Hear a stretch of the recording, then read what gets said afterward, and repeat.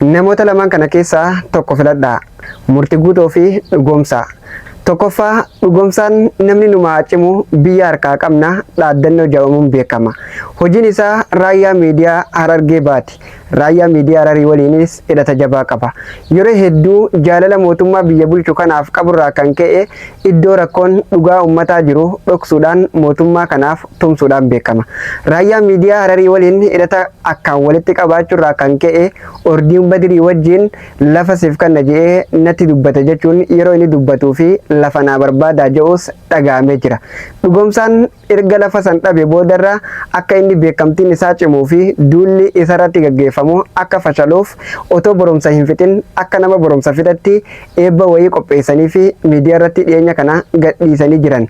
Dhugoomsaan hojiin isaa kana namni numaa cimu biyya harkaa qabna dhaaddannoo jedhamuun beekama. Lamaffaa Murtii Guutoo.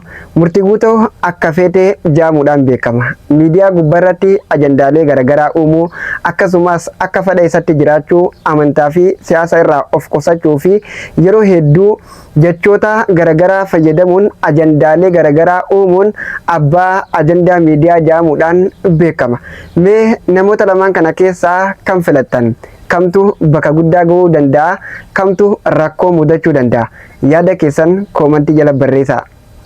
Burqaa Yusuf Sagalee Sabaa. Yusuf Sagalee Sabaa. Yusuf Sagalee Sabaa. Burqaa Yusuf.